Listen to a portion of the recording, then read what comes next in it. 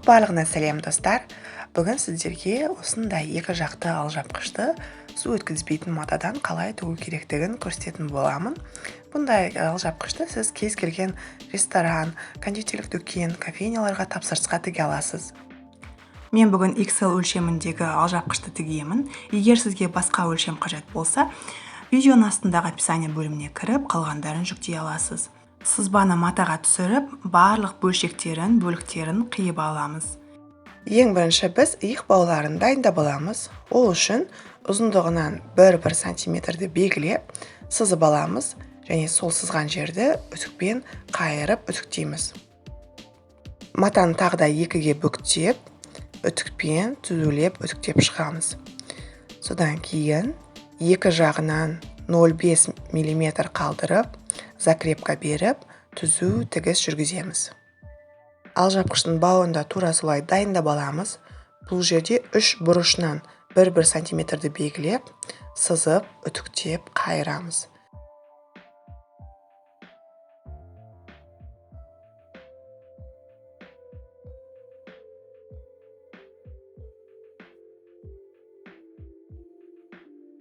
Матамызды екіге бүктеп, толықтай үтіктеп аламыз.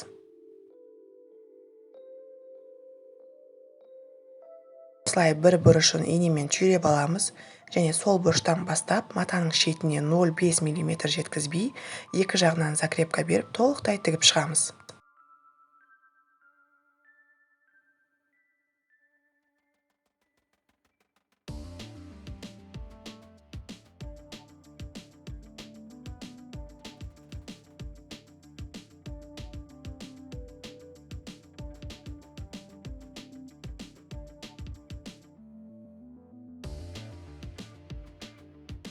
Қалтамыздың екі қысқа бұрышын оверлоктап аламыз.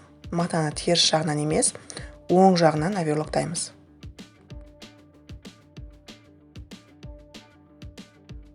Тігісімізді үтіктеп алғаннан кейін, матаның жоғар жағынан 6 сантиметрді белгілейміз және ол 6 сантиметрді 3-ке бөліп, экранда көрсетілгендей бормен сызып аламыз.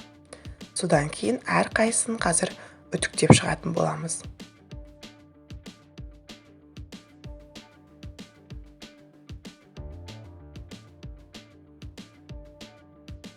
Матамызды осылай қайырып үтіктеп алғаннан кейін, соңғы бұрышына 1 мм жеткізбей, екі жағына закрепка беріп, түзу тігіс жүргіземіз.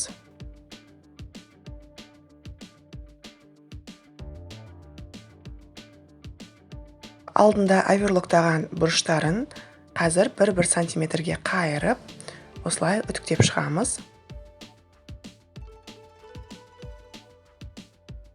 Қалтаның дәл ортасын сыртына көшіру әдісі, яғни екі жағынан түйреп, сыртынан сол түйреген жерді сызып шығамыз. Енді алжапқыштың алдыңғы және артқы бөлігінің жоғар жағына тиіспей, 3 қалған бұрышын оверлоктап аламыз. Қазір алжапқыштың алдыңғы бөлігіне иық бауларын қосамыз. Сол қоспастан бұрын осылай жоғар жағына 1 сантиметр жеткізбей, екі жағын кішкене қайырып үтіктеп дайындап аламыз. Матамызды оң қаратып, жаңағы үтіктелген екі бұрышына екі иық бауын әкеп қоямыз. Иық бауларын тура қойғаннан кейін алдыңғы бөлікті жабатын осындай аптачка матасы болады. Сонымен бірге 3 қабатты бірден түйреп аламыз. Түйреген кезде жаңағы қайырылған жерді ашып түйреміз. Бетіне 1 сантиметр жеткізбей, екі жағына закрепка беріп, тігін машинасында тігіп шығамыз. Тігісті үтіктеп, тігістің астында қалған иық бауларын тігіске 2 мм жеткізбей, артығын осылай қиып тастаймыз.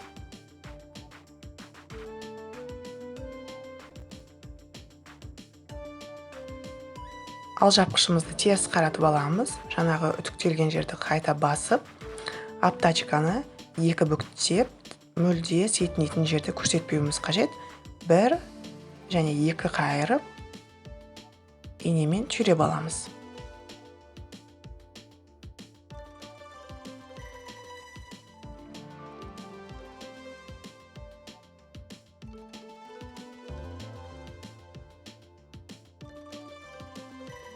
Осы бүктеп алған жерімізді енді тігін машинасында 1 мм жеткізбей екі жағынан закрепка беріп, осылай тігіп шығамыз.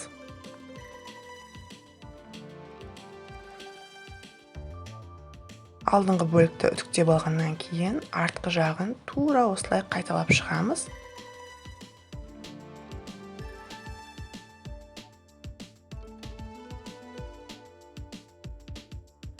Алжапқыштың оң жағы мен оң жағын беттестіреміз және иық бауларын шатастырмай дұрыс қоямыз. Иық бауларын түзу орналастырғаннан кейін оның үстін тағы да аптачкамен жауып, оны инемен түйреп аламыз. Тігін машинасында 1 см жеткізбей екі жағынан міндетті түрде закрепка беріп тігіп шығамыз.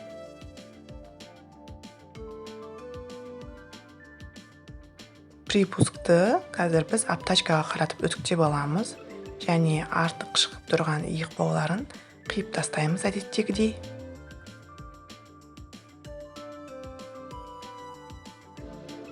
Тура алдындағы процесті қайталаймыз.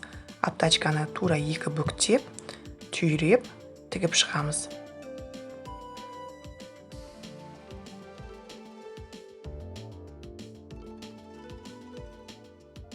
Мінекей, осылай екі жағы да өте сапалы өңделген. Алжапқыштың иықтары дайын. Алжапқыштың қалған 3 бөлігін 1-1 сантиметрге қайырып үтіктейміз. Және екі жанынан төменнен жоғарыға қарай 50 сантиметрді белгілеп, белгі қалдырып, сол жерге қазір иық бауын орналастырамыз. Яғни тігісі төмен қарап тұруы қажет. Алжапқыштың бауын осылай инемен түйреп қондырамыз және жоғары жағына дейін 1 сантиметрді белгілеп, бірінші үтіктеп аламыз. Үтіктеп дайындап алған 3 бұрышын осылай тігін машинасында 7 мм жеткізбей, лапканы көтермей, 3 жағын бірден тігіп шығамыз.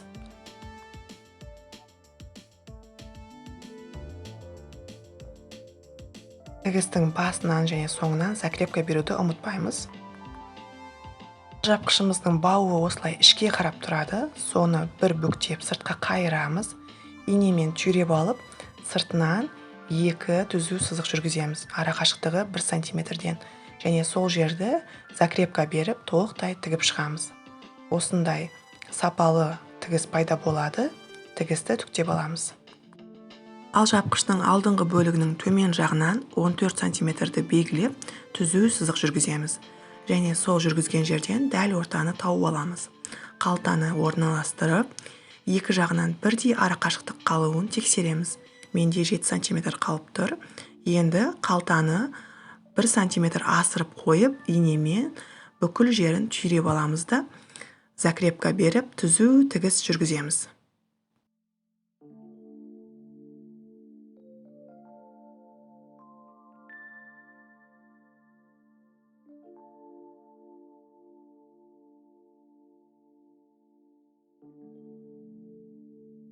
Тігісті үтіктеп аламыз және қалтаның жабық тұратын екі бұрышын инемен түйреп, 3 бұрышын тігін машинасында 5 мм жеткізбей закрепка беріп тігіп шығамыз.